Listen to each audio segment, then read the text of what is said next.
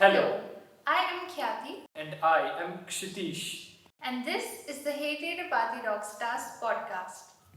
We are honored to have Ms. Ankna Arockiam with us today. She is a professional mezzo soprano and is currently pursuing her PhD from the Royal Conservatoire of Scotland. She is the co-founder of Shared Narratives, a platform for researchers of color in the performing arts. Apart from this, she is also involved in many musical projects in the UK and in India such as Nadhara and Sanj. She is also on the board of many musical organizations such as the Nevis Ensemble and Scottish Women in Music. We warmly welcome you to our show. Thank you very much for having me. Yeah. Please tell us about your journey in music from the beginning in brief. What inspired you to take up music as a career? So actually when I started off in this whole world of performing arts, I started off as a Bharatanatyam dancer. Oh, okay. And yes, so I did Bharatanatyam for 8 years, 9 years, did my Ankna and was then, while I was starting that, or while I was studying that, my sister started learning piano. So then in her same school there was a violin teacher, so I was interested to go and learn violin. This was Western violin. But prior to that, both my sister and I, because I was doing Bharatanatyam, one of my dad's colleagues from work was a Carnatic teacher. Okay. Teacher. So we went to him every Sunday. We would just sit. It was not like a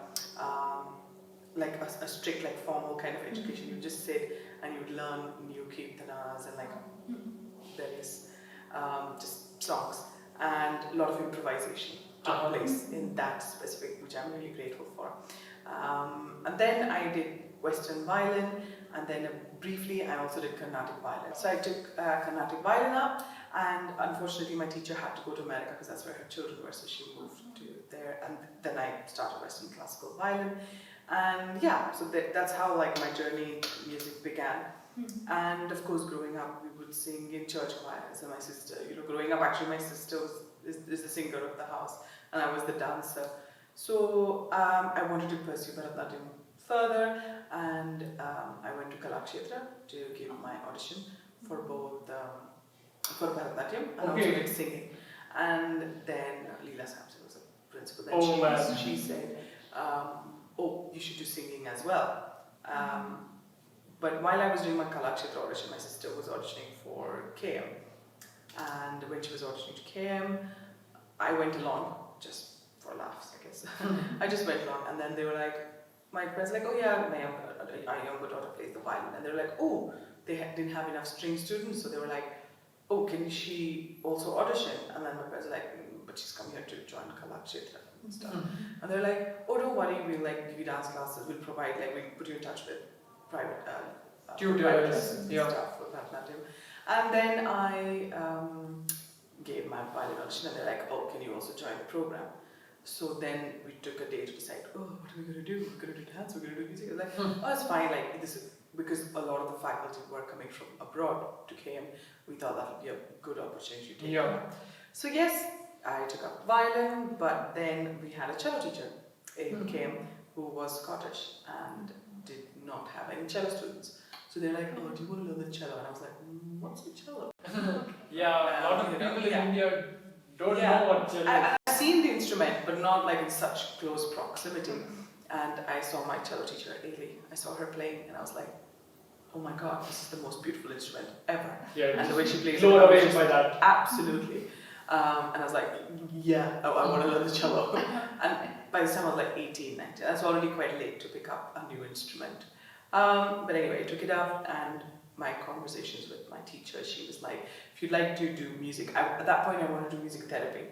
And she's like, "Well, if you want to do music and stuff, look at universities abroad, because we don't have a lot of universities, any universities that give that kind of formal education." And you know how we Indians are, we like formal education a lot. So so that's how I auditioned to go to the UK, in London and Scotland. I got through London and Scotland, but I went to Scotland because of Ailey. So like, "You're Scottish, you're amazing. All Scottish people will be amazing." So that's how I ended up in Scotland studying music. So yes, the journey still continues. and I'm excited to see what comes next. Oh, great. Nice to know that. You are also professional mezzo soprano, a rare career choice for a Hyderabadi. But you are making a mark for yourself, both in India and abroad, as a musician and performer. What challenges do you face as a Western classical music artist from India? I think the way you asked me the question, saying that that's a rare choice for Of somebody course. from Hyderabad. So that in itself We become- answers your question. We become doctors or engineers, Yeah. and like you said, formal education. Yeah. So that's. I think a lot of it does come from my mum, and because she didn't get an opportunity to study music growing up, because there wasn't any opportunity. Like even now we're struggling. Like imagine when my mum was growing up, Oh. and being the oldest daughter of the family, she had more responsibilities of looking after her younger siblings, etc. So she decided that if her children show even like an iota of interest or musical inclination, she's going to go for it. Okay. And she did. Great. She didn't hold back at all. She drove us to lessons, she picked us up, she came and sat with us, and there's so many other things than just like picking and dropping children. It's like buying instruments, buying shruti boxes, buying makeup, buying dance jewels, buying dance dresses, buying this, buying that, and all of that support that came with it as well. So I think definitely my parents and my dad was Tamilian, and he kind of just went with it, probably because he didn't really have a say. But mostly I think he was very happy to see that we were happy doing what we were doing. And I think Hyderabad that way, there's a lot of hidden, not talent, but there's like a lot of hidden kind of like gold pots, I think, around the city where they like you get like a little Diamond mine. Yeah. A diamond mine. or that, and you feel like you've got these little pockets of like brilliant musicians, still doing what they want to do because they love it so much. Yes. And Not for recognition or anything. No. They're just there. No, and I think there's so much of that in Hyderabad, but it's just lacking in terms of pulling it together or creating this platform where we can bring all these different musicians, artists. Like just to think of it makes me go mad. It's insane. I know, like we look at the big cities like Mumbai, Delhi, Chennai, Kolkata, doing their things, but I think there's so much Hyderabad has to offer. Yes. And I'm quite proud to say, I'm You are a I am a Hyderabadi. Even though my dad's a Tamilian and my mom's a Goan, and I was born in Delhi and I was studying and working in Scotland, but Hyderabad is like pretty Something much that a unites part of all my- of these elements. Yeah. So yes, challenges, there are challenges, but I think in a way my parents have brought us up to not to be super cheesy, but they have brought us up to face challenges, because I think you grow and you develop, and there are some challenges that you can't take on alone. You can't take on alone, and you just need to recognize that and move on and find a path that works for you. And as a performer abroad, what are the challenges that you face there? Is it better than India? How is it? So in terms of the provision for music education and having these different spaces, performance spaces, education spaces, and community musical spaces, I think it's more structured there, I think. And there's a lot of music education is an integral part of their, education. Yeah. It's just education. It's not like Music is curriculum software. activities, it's not, it's part of, you're doing science, you're doing math, it's not just STEM, they're talking about having STEAM. So it's like you also include arts. So that way, yes, there's a lot more opportunity. But sometimes I do face the whole thing of because I come across as exotic, because Because of their heritage. because in Indians singing Western classical music, and in the West they don't use Western classical music. But I'm really happy that we do use that in India, because I think it's good to differentiate that classical music from the already two strong traditions that we have.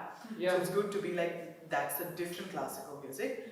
It's not the only classical music. Whereas in the West sometimes it becomes the only classical music. So I think that's also, so in some ways grappling around that. And I think a lot of my research has been about identity, and I think it's also my own personal growth and development and knowing who I am as a person in different contexts and along with different people or musical settings, etc. So I think the challenges are Of course, now staying in Scotland, one of the challenges is being far away from home and missing out on family or missing out on all of that. But at the same time, I know there are more opportunities there for me, and also now opportunities coming up in Hyderabad and India as well. Yeah. You are currently pursuing your PhD from the Royal Conservatoire of Scotland. Please tell us a little bit about your research in music. So my research sits within sociology and music. It's not just music. And the title of my, actually I'll come to the title of my PhD. I'll tell you a little bit about how I came to it. So when I wanted to do research because as much as I wanted performance, I wanted to research more. And when my first PhD proposal had 4 topics. One was comparison and contrast between music education in India and Scotland, and the other element was music education just in India. The third one was looking at various music schools or settings in which formal and informal music education takes place in India, and there was another 4th one. And then the research department, they looked at it and they're like, yeah, so you have to pick one of the 4 as your PhD. Yeah. Because you think like, oh no, but I have to write so much, I need all of this. But yeah, so I just picked one. And initially it started off as an MPhil, where I looked at the education, I looked at 2 schools. One was Global Music Institute in Delhi, Noida, and I looked at Nelly Mehta Music Foundation in Mumbai. So I went and conducted interviews and etc. and built on that and prepared like a paper, and then I progressed into my PhD. And the final topic of my PhD, after a lot of evolving and changing, and tears sometimes, was exploring musical, cultural and social identities of young Indians learning Western classical music. Okay. Basically, I had a few kind of intentions with this research. One is to meet others who are kind of doing Western classical music in an Indian context and kind of grow on like that network. And the second thing was actually to create a strong case for music education in India. Maybe that was a big idea, but I kind of wanted to pursue that, and I thought the best way to go about doing that is also research. Yes. And implementation and practicalities would come later, because the idea of because in the UK, for example, you've got conservatoires, which is like the conservatoire where I study in Glasgow, looks at music, dance, drama. So in drama you've got acting and you've got musical theatre. And then you also have production, like stage production, those skills. And you've got film. It's like Wagner liked to put it, right? Gesamtkunstwerk. A complete work of art. Yes, Yeah. so it's and to have that kind of institution in India would be a dream. Exactly. But what I did realize is that just picking up an idea or a concept that works in a different country to just copy and paste it here won't work. I need to know what is the requirement and how we need to adapt it to India, because India has its own set of identities, its own set of perceptions, and cultural understandings that we need to know before we just expect a foreign kind of format to work. So there will be teething issues, etc. So so that was my title of my study, and in that study I'm interested to know first of all why these people are pursuing Western classical music in a post-colonial India. Because a lot of Western classical music sits with colonialism and its impact on India and the colonies around the world. And the second thing was, who are these people? What are their identities? Why are they learning, in the sense, what led them to learn? What are the various kind of factors that supported this learning journey for them? And what are their musical identities? How is their social life? And that kind of understanding of culture of these participants who were kind enough to be part of my study. So what did you conclude by that, or you're still? So concluding, there are some interesting so I've done my Viva and I've got like a few corrections that I'm looking at the moment, and most of them are to do with kind of encapsulating this post-colonial identity of learning Western classical music in India, that there are some tensions. But at the same time, one of the best things was that all the participants didn't think of Western, because one of my questions in my research was, do you, as somebody who engages with Western classical music, who do you think it belongs to? And they were like, it belongs to whoever practices it. Yeah. It doesn't belong to one particular person or community. And the fact that, when colonization, etc., took place, for them to think like Indians would be learning Western classical music, but actually it is part of the post-colonial India. Yeah. This music is part of our musical palette because of the history. The history is violent. Of course, it's violent, but it is part of the musical fabric. Like you can't just cut that piece out and stuff. So, so there are some very interesting things, and it would be ready to read, so of course I'll share it with you very shortly. But yes, so I've drawn on some post-colonial identity theory and just based on like thematic kind of analysis of my participants' interviews. You are involved with various musical projects in the UK, ranging from Indian classical, Indian music and Western classical fusion to Bollywood music with an edge. Please tell us about your experience and experimentation with different forms of music besides classical music. I think a lot of that also comes from my own learning of various genres. Like I had done like a year of Hindustani, a year and a half of Hindustani, and I did Carnatic music, and also because I did dance, Carnatic music was very much part of that kind of culture as well, and of course Western classical music, and then religious music by singing in church, etc. So it's like already I had quite like a plethora of genres. So it was like a variety of like at least like within an Indian context. That was what I had. So when I started studying in the UK, I did mostly, of course, classical. So I did like I did opera and then like singing religious music or choral music. Choral music, I do love choral music. Wow. I think it's just amazing that what sounds the voices together can create. It's like these colors and textures. Anyway, we need another interview for that. And I think that kind of, for me, was about the curiosity, about like, ooh, let's explore what's out there, and kind of blurring those boundaries between genres a little bit. Not like I don't like the word fusion. I think especially with an Indian music and Western music, when they say fusion, I'm like, because sometimes it feels very forced. Yeah. But as T.M. Krishna put it very nicely, he said it's about conversation. It's about that open understanding of two genres and having that conversation. I think that is a beautiful way to put it. So that's how we started. So in Glasgow, you've got like the Glasgow Mela, which is basically this big South Asian festival, because you've got a big Indian diaspora, Pakistani diaspora, Bangladeshi diaspora in UK. So it's like a festival for them, and for that we were put together with like a few other musicians, and we formed like a Bollywood band, and we just did like just covers or like mashups and singing at events and weddings, etc. So that was one thing. Then the second thing I'm part of is an Indo-Gaelic. So Gaelic is like Scottish singing band, and so we've got a Scottish singer, myself, and tabla. Oh wow! And keys and harmonium, like the other harmonium, not the Indian harmonium, and fiddle. Okay.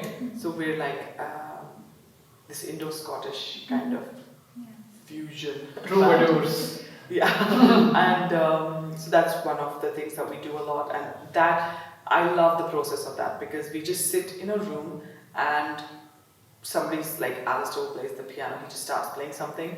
And then we just jam, and we record whatever we're improvising, and then we find bits that work and put pieces together. Wow. So there's no like the force or the pressure of like we need to do this. It's like no, we're just going to a space and playing with this creative juices flowing through. So that's Nadhara, which is our and another thing I'm part of is Sanj, which is basically dusk, a concept that my friend Edward Cohen and Sodi plays the tabla and myself came up with. It was a St Andrews Voices Festival in St Andrews in Scotland that gave us like the funding to put together this project. So it was just about capturing the journey of a woman through dusk. Okay. About how she's going to the market and she's leaving home and she's going into dark places in her life, and just even that evening. So it could be like and capturing that through a lot of tabla and tabla bowls and classical, like Western classical piano, and then a few ragas as well intertwined through all of that. And we finish off with a piece that I composed with one of my friends, Amit Anand, is the main composer, and it's called Plain Chant in Rag Kapi. And so we just took some text from Sam, like Latin text, and took ideas from Rag Kapi and made this like piece with that. So these are like my musical kind of things, and one of my other favorite. So this is like it's a play, it's a movie, it's just a musical. It's a performance. It's like a 45 minutes to an hour of performance with singing, tabla, and piano, and also like some jugalbandi. From time to time, and some poetry as well. Doing some Sociology poetry. Oh wow! And actually, a lot of the poetry. Is it in the bazaars of Hyderabad? That's one. Exactly. The most perfect verse ever written in English language. It's really, really beautiful. And then a lot of other poetry bits is from Meera Bhatt's poetry as well. Wow. So kind of a lot of these verses that she's written for Lord Krishna and just her life, we kind of moved that around to fit with this idea. So that's called Sanj. And then I've got a cute little project which I really am passionate about is Glasgow Sitare. So basically it's a group of South Asian women, mostly grandmothers and mothers. It's kind of that age group that doesn't get the platform to perform very often. They're kind of sidelined, blurred away and stuff. But we just come together and sing Bollywood songs, and we have like a tolki and harmonium. But we're working on that to kind of get more integrated. But yeah, I love, and it's very cool because whenever we're performing, it's not mostly for performance, but I like that we have performing element within it because they get to be on stage and the grandchildren who probably would never get an opportunity to see their grandmas on stage, singing, and they're quite like, oh, my grandma's on stage, and they're taking pictures. I think it's, so I think that's a little like a balm for my soul in these turbulent times. Yes, and this is just the performance side of things, and then I have other kind of boring things that I'm interested in terms of like quality assurance in higher music education. So I'm part of an organization called Music, which is music quality enhancement, and so it looks at over like 280 music institutions across Europe and the world, etc. So it's just looking at what happens in a formal education setting in universities and music schools, because I'm quite interested in what happens behind the scenes as well. So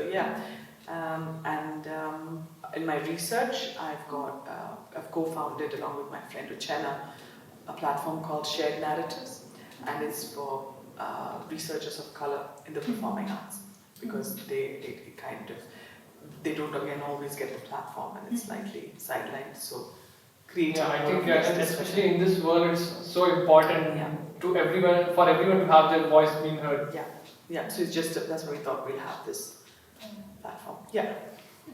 What has your experience been like conducting masterclasses and workshops both in India and abroad? For me, it's quite exciting to do not necessarily teaching as well, but also like a workshop like leader or conducting workshops, because it's different settings. You've got like formal teaching where you're doing one-to-one lessons, and I think both in India and UK, it depends on, I think, why they're learning it. If they're learning it just as a hobby, or they'd like to pursue it further seriously. So it depends. So the differences would come based on that, because it's tailored to the student's need and level and requirement, etc. But in workshops, I think it's more about exploring and having fun and getting people to engage with music in a non-formal, not under pressure setting. And I think the results from that is sometimes unbelievable. If you look at like songwriting workshops or just musical like improvising workshops, etc. So I think we need, because a lot of that happens within like Indian classical music of like improvisation, etc. And I think to really bring that into like different genres and kind of exploring together with many ideas working together, many people working together, also then develops your skills of working in a group, etc. There's so many transferable skills when it comes to the performing arts. So yes, there's not a difference. The difference is based on what is the student's need. And are there any memorable workshops here in India that you had, or maybe abroad? Like the ones you really like, oh wow, that was great. Those kind of moments. I think so. I do these projects called SCO Vibe projects, and they're usually in Scotland. This is Scottish Chamber Orchestra, and these vibe projects are usually in schools that come from like multi-deprivational kind of areas within Scotland. And working with young people, there is this whole sense of being like sponges where they absorb everything. And I think after every workshop that I have done, I've come away with a feeling of being like absolutely elated and like full of joy, but also really tired because it does take so much from you. Yes. But memorable, I think there are different workshops that have been. So I was working in Pebble Creek in a school, just like young kids doing music. And then for me it was important to create a space where they can ask questions without, or they can explore music without needing anybody's permission, for example. And I think giving that agency to the person suddenly changes the nature of how they involve with music, because you make it theirs rather than I am telling you to do this. Oh yes. And then they take ownership and they take it to whatever level they want to take it. And another school that I'd worked in Scotland, you know how when we're working together and somebody makes a mistake and we're like, that person made a mistake, and we giggle. But in that, it was such a supportive atmosphere. Like anybody made a mistake, nobody laughed. In fact, they just like helped that person figure out how to play correctly or something, or not say anything, but nobody laughed. And for me, coming from like a very competitive, like professional, atmosphere, competitive, like, you know, atmosphere, that was so refreshing. Wow. And I'm like, we need to. Why can't the world be this way? We need to be that way. We need to be able to support people and not just look at trying to put others down. But yes, so there are like these few incidents. There's so many other incidents as well that come through. Another incident was just a few months ago. We were working in a school in Edinburgh, and because of the lot of Ukrainians who are displaced, there was like this little Ukrainian girl who had an iPad, because they've given iPads for them to translate, because they don't speak fluent English. And so she saw there was a music class happening, and so she typed in her iPad, she followed one of the tutors, and she typed in the iPad saying like, I am beat. Okay. What she meant was like, she would like to play the drums. Oh. But the way she said, I am beat, and she was like, maybe like 7 or 8. And then, even though she wasn't in our class, she came and just sat with us for the workshop and just played the instruments, and with so much like happiness and like intention. And so that was another like joy. So there are like many small things that people realize during workshops, or they learn, or they understand, or they support another person, or they get support. So yeah, there's a lot more that happens in a workshop or a teaching setting. You know, half the time it turns into therapy as well, especially in one-to-one lessons. You know, it turns into therapy, and then you're providing them with the support, etc. Yeah, so it's varied. What do you think can be done to change audience perception about Western classical music and its education in India? I think, like I said, Western classical music in India is not just another genre of music. I think because its roots are so deep in colonization, etc. I think in a post-colonial context, you know, we can talk about this in a political perspective. We can talk about it in an educational perspective. We can talk about it in terms of economic perspective. There's so many different perspectives and facets to it. So when you're talking about globalization, where you're sat here and you can watch a video about any music in the world, anywhere. Anything, yes. And to be able to have that kind of access, but not have access to physical education, like one-to-one teachers or teachers. You know what it is, but you don't know how to get there. Yeah, and I think in today's world where you can access, for example, cuisines from around the world, you know, you can access stories from around the world, etc. And I think you should also be able to access musical genres from around the world. But before we come to that, everybody should be able to access music education. Yes. for free. Oh, for free? Yeah. I think music education should not be behind these barriers of, if you come from a particular financial, economical background, socio-economic background, you would not have access to music education, and that shouldn't be the case. I think everybody should be able to access music and education in general. It should be for free. Oh, why do you think so? Why should it not be? Oh, Yeah, because if we look at it that way, then singing is the only thing that can totally be free, because buying an instrument always costs some money. Yes, but that's the thing. That's why it comes then it comes under like the political, the legislation, the laws, the policies. And so it comes. So I mean, like free at the point of access. Okay. Yeah. Yes. Like you can audit online courses, a lot of them, and it's totally free. Yeah, but it's just also music education and education in general. It should be free for people. It should not be only if you come from a certain kind of capital. If you only come from a certain kind of community or a background, should you be able to access? That's not fair. Yeah, that's not fair. Because you can't say to somebody, oh, if you work hard, you'll get a lot of money. That's also not true. It doesn't always happen. Yeah. It totally depends on what. There's always a relativity of definitions everywhere. Yeah. So I think that there's a whole thing about changing and restructuring policies and how educational policies. That was another reason what I thought my PhD would help in some way, is helping form policies that kind of incorporate this kind of music education and performing arts education. Because you look at the media, how many people are using Netflix during lockdown?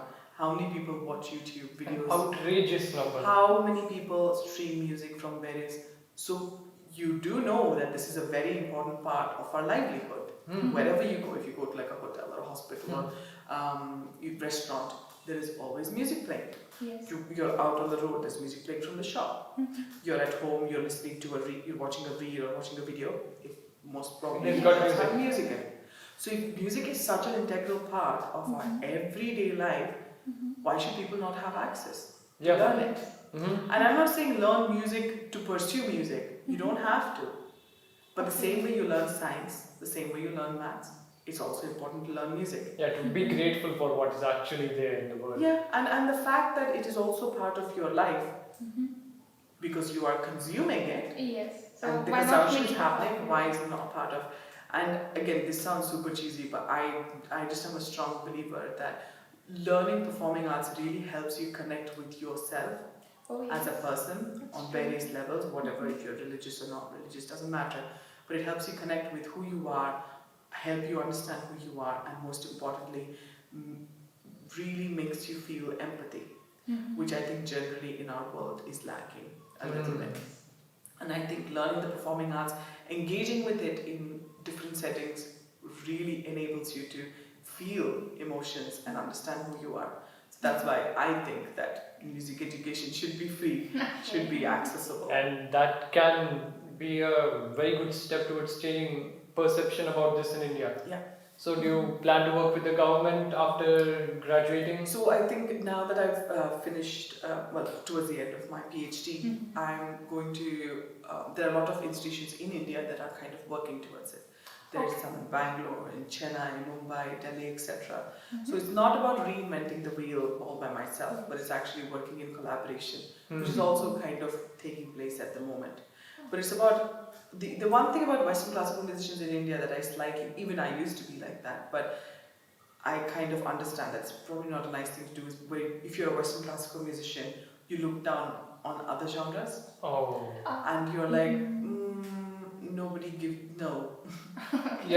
just because you think it's Western or it's from Europe doesn't mean you're suddenly like better. But see, that's what it comes to accessing it, because you're able to access Western classical music education only if you have money.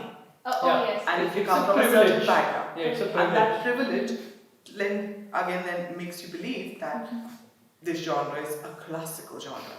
Or even Indian classical music. It's high art and but that also happens in Carnatic classical music. Yes. When you're talking about casteism and a lot of that is happening even in Indian classical music. This whole idea, if you're learning classical music, you're better than the others. maybe not how, like maybe not. Yeah. So kind of this whole hierarchy structure. Probably that's why the science has taken over music altogether. That Yeah. if you're probably doing science, you're better than all the musicians combined. So they say, yeah, it's not rocket science. Same way, it's like, well, we did this masterclass just there. It's not symphony. Yeah, I know. Yeah, when we did the masterclass, there were so many things. You're like, oh, you need to think about this and that and this, and it's not just like, oh, you only do singing. Nah, man. You tried this breathing exercise? Do you know how to do this warm up? Everyone has their own challenges. What is your message to young music enthusiasts and students? I think it's tricky for me to give advice because we were talking about this privilege thing, and I know how privileged I am to have had parents who supported my musical, arts interest and let me pursue it. And I can be like, pursue your dreams, but it's not as simple. It as doesn't that, happen that way. I know. Sorry, I don't mean to make this like a negative thing, but No. but just to know that in terms of advice, I guess for singers,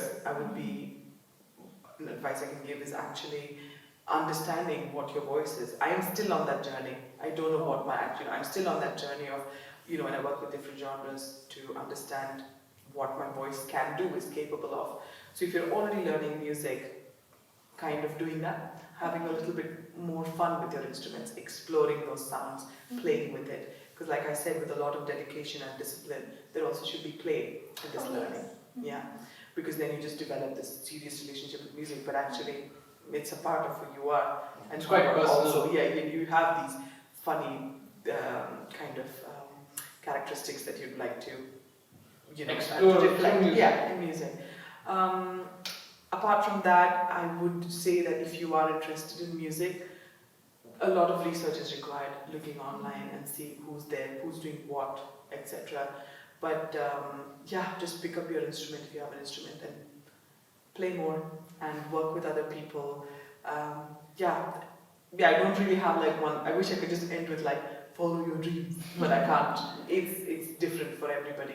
Yes. So, but a lot of respect actually to everybody who's interested in music and the performing arts and who's taking it up and pursuing it and doing it with dedication at whatever level or stage. I think more than advice, I'm in awe, because I think when I meet musicians like that, when I meet musicians like yourselves, it gives me motivation.